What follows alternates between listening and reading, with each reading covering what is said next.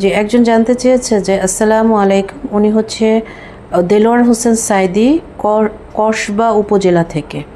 উনি জানতে চেয়েছেন যে মুহতারাম আমার কয়েকটি আসসালামু আলাইকুম মুহতারাম, আমার কয়েকটি জিজ্ঞাসা। আপনি দেশে আসার পর জামাতে ইসলামী আপনার সাথে যোগাযোগ করছে কি না?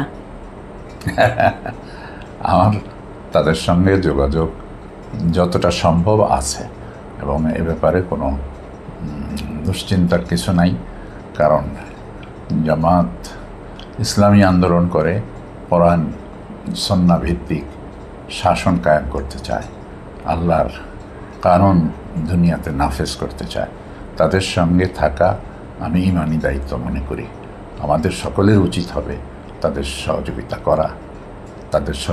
করা এবং তাদের সমস্ত কাজে সহযোগিতা যদি আমরা করি, আল্লাহ আমাদেরকে সহজে সাহায্য করবেন ইনশাআল্লাহ। ইনশাআল্লাহ। উনি দ্বিতীয় প্রশ্ন করেছেন, আপনি কি আবার জামাতে ইসলামের আন্দোলনের সাথে শরিক হবেন কিনা? না, আমি তো শরিক আছি, আমি সাপোর্টার হিসেবে আছি এবং থাকবো ইনশাআল্লাহ। ইনশাআল্লাহ।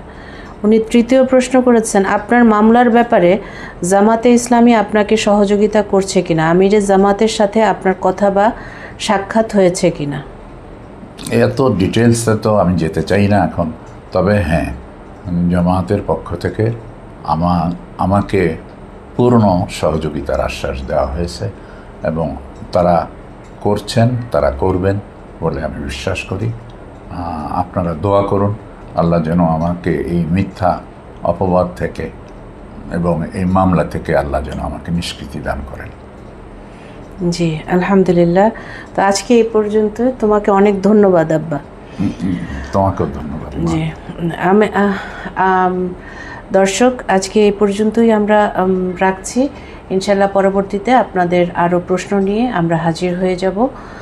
সে পর্যন্ত আপনারা ভালো থাকবেন, সুস্থ থাকবেন এবং প্রশ্ন পাঠাবেন।